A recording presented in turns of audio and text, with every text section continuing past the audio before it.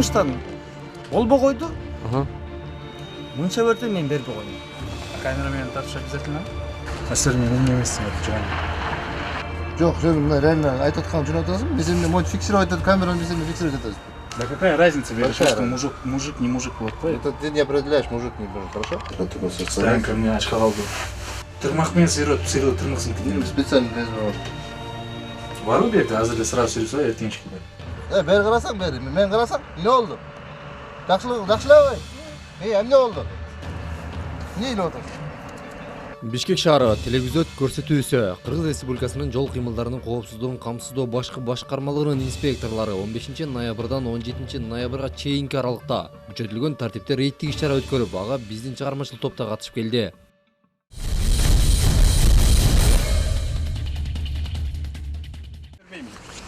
Штраф азыр, почта жок. Неме, через телефон төлөп отурбай. Через телефон. Как войти? Вызвать. Мен төлөдүм деп. На месте. Убрал я. Смотри, да. Мында регистрация болуш керек да. А бул регистрация болмойт сен кантип төлөйсүң? Өзү толтурасыз? Таптап. Жок, сен түшүнбөй кал. Бул деген могу регистрация болуп, компьютерге кириш керек. Компьютерге киргенден кийин сумма чыгат да сагачы. Момча сом төлөнүш керек. Момча штраф болот. Не обязательно эртең чалып кетиш. Обязательно. А эмнеге бүгүн сразу Регистрация болмойчу бул болбойт. Протокол сага регистрация жок чыкпайт. Компьютер менен приложение чыкпайт. А камерамен тартыш обязательно? Ну это их право. У нас рейд цены. Ну, ознакомься. Кайсыхол нормально? Doğru, мындай эле болчу, мындай эле болчу. Номерин билесиңби? Штраф келет да. Кантип? Бул городтон келет да. Алда видео камера. А сен эмне эмессиң жан? Биз камера эмеспиз да. Камерам тушта гана камера. Жок, сен мына реально айтып атканды түшүнүп атасың. Биз эмне монтип фиксировать этип камераны биз эмне фиксировать этебиз. А эмнеге фиксация кыласың? Кантип фиксация кылабыз? Камера бар. Нагрудной бар? Нагрудной ошо машинанын таятында алыста кетип аткан машина фиксировать кылабыз. А эмнеге болот? Кыла албаса кыла албайт да. Эмнеге болот? Кыла турган кылат. Эми кылган турган кылса кыла алабыз. Просто кыла албаган нерсени жөнүнөн туруп атат. Биздин рейдтик иш-чарабыз айып токтотуучу жайынан башталды. Бул айдоочуну инспекторлор унаасы менен кошо айып короосуна алып келишкен. Буга унаасынын терезелерине кара жылтырактар чапталгандыгы себеп болгон. Анан ошондо эртең кандай болот? Мен штрафтарын төлөйм. Тонировканы ким сыйрайт? Сыйрабайт, мен сыйрып көрдүм. Билбейм, кантип сыйрайбыз. Сиз сыйрайсыз, сиз чаптаттыңызбы? Мен чаптаткан жокмун, машина ушинтип келдим. Кактан мен. Штат. Сыйраган кишилер сыйрыптыр. То есть мен бияктан чыгып кетем ушинтип. Жок. А кантип сыйрайм, эмне алып келейин деп. Сыйрыткан кишилер сыйртасың. Чапсыз сыйрабасыз, мен сыйрайм. Штраф канча эми? 5500 сом. В течение 15 дней жарым басы. Сиздин атыңыз ким деп? Рахмат Азамат. Конечно, осмотр бар.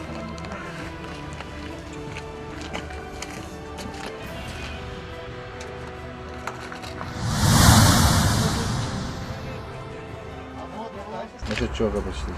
Силерчи? Биз. Мындай ничего в лицо не говорите мындай. Катталдан жейсиңер, э? Эмне? Силер. Эмне? В общем, мен штраф төлөйм. Тиги просто силерге документ берди го. Капец он некрасивый сделал. Что он сделал? Ал давай азыр келет, мен текшерем, короче, неме ошол алып кетиш керек туурабы? Ошол карманында. А то ничего какого? Азыр келем туруп да силерге акырын берип коюп качып кеткен. Ну это что же не мужское дело, да? У них целенаправленность другая. Да какая разница, что мужик не мужик вот по. Это ты не определяешь, мужик не мужик, хорошо? А кто определяет? Сеспи? Никто не определяет. Это В Бог смысле дает. никто не определяет? Бог дает, мужик не мужик. Ты что определяешь? А с ней город производства не можете определить, что ли? Кто вы? Ставим полпункт по-мужски, не будет. Давайте лишний раз не будем говорить.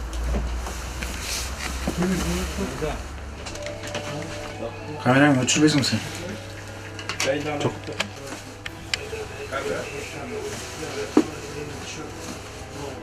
На момент сразу пленка сырит, штраф жазат, все кетёрит. Это было до Нового года так.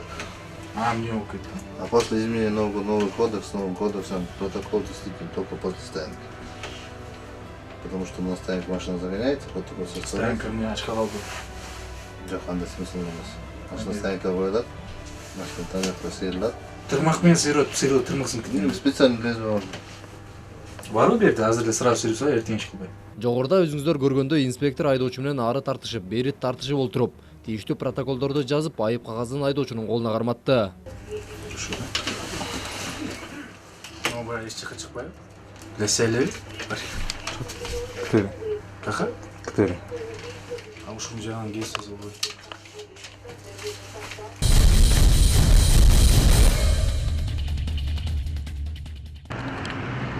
Готовы, да? Кел, баке.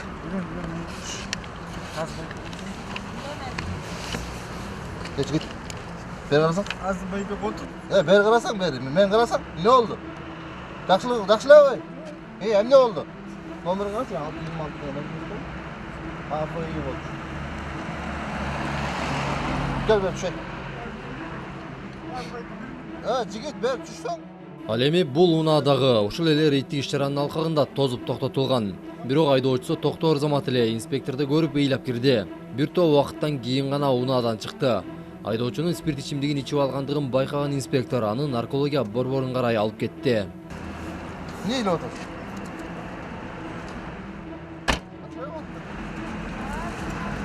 Yaşlı. Ama bak da. Hazır senin burada aydagandan da boşaltıyorsun. Bak o. Hiç aydagan olmadı. Tamam. Sen attın çok. Bak o. Sol inspektörüne attırım var. Nasıl istek, nasıl istek yoktu. Çek. Hop.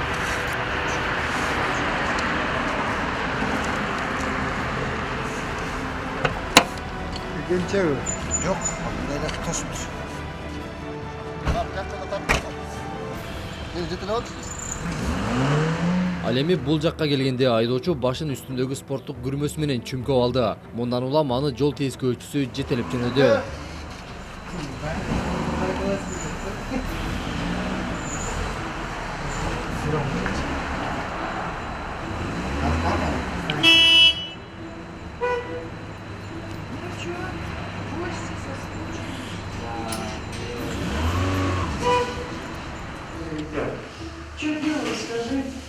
Я коньяк пил. Чё пил? Коньяк. А как дуть будешь? Бөлмөнүн ичине киргенден баштап айып токтотуучу жайына чейин айдоочу күрмөсүн башынан орогонун алган жок. Бирок наркологиялык процесстердин бардыгын өтүп, мас абалында экендиги такталды. Молодец, все.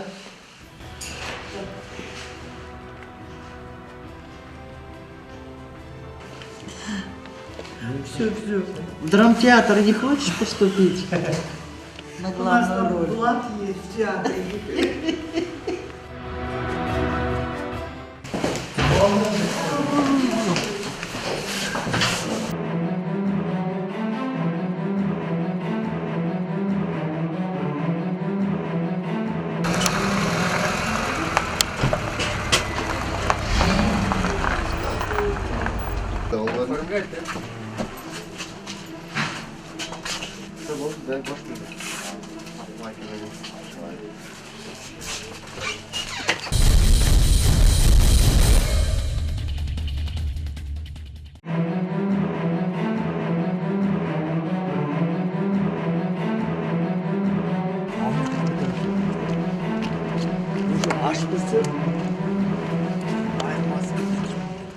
Ал эми бул айдоочуну биз айып токтотуучу жайынан кезиктирдик. Анын унаасын инспекторлор мас абалында башкарып жүргөндүгү үчүн айып токтотуучу жайына коюшкан. Өзүнө айып кагазын жазып колуна карматышкан.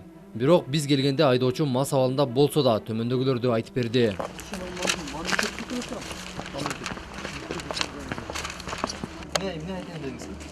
Onda da. Хорошо, мен ошо кичине эме эшип түштүм. Эмне үчүн? Мынча акча берип кой дешет. Мен акча бербей койдум. Kança ördeydi? Мен айттым, мен эме сунуш кылдым. Мен сунуш кылдым. Nege? Мейли, мен мынча 1000 сом берейин дедим. Макул болушпу койду. Para siz sunuşladınız bu. Para sunuşlagan bilesizdir bu. Neme? Кылмыш. Сунуштадым. Болбой койду. Мынча берди, мен бербей койдум. Машина берип калмашты. Ошо мамлекетке төлөп кой.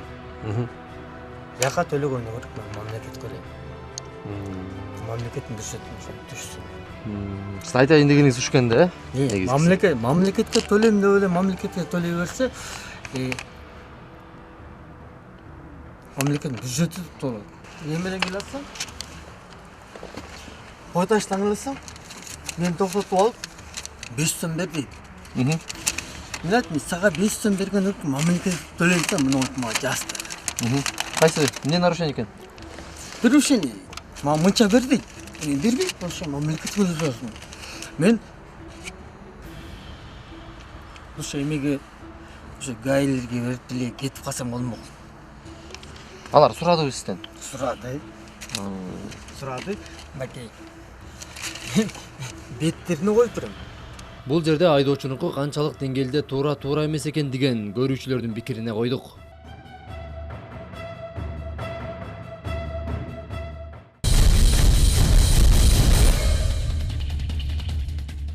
Бул убакта айдоочу эмес жок экен.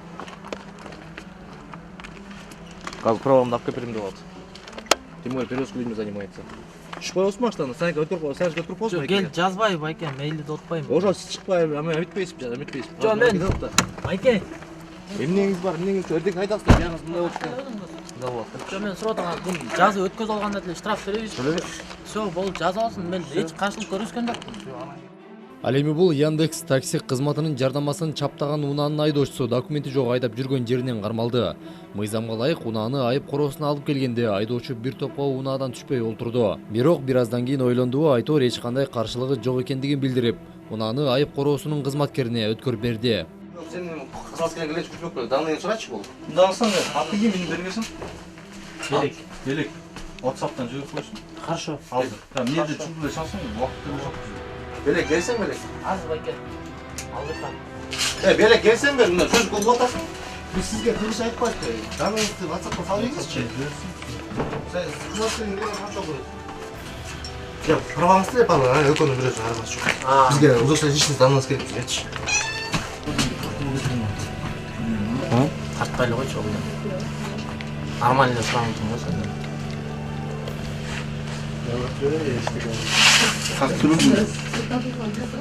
Жогордагы айдоочуларга жазылгандай эле бул айдоочуга дагы айып кагазы түзүлдү.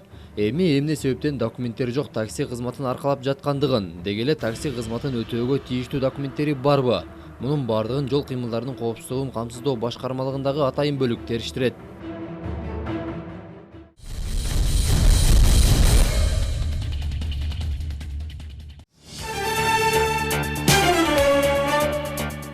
Айбек Адамалиев 2012 жылдан бери бөйрөк оорусу менен алпурушуп келет. Буга байланыштуу бүгүнкү күндө бөйрөгүн алмаштыруу каралып жатат. Бирок бул үчүн $50,000 акча каражаты талап кылынып жатат. Бейтаттын жакындарында мындай акча каражаты жок болгондуктан кайрымдуу мекендештерден жардам сурап кайрылууга аргасыз. Айбектин ден соолугуна кайдыгер карабай, жардамга кол суна турган жарандар болсо, экрандагы даректер аркылуу байланышып, көмөк көрсөтүүңүздөрдү өтүнөбүз.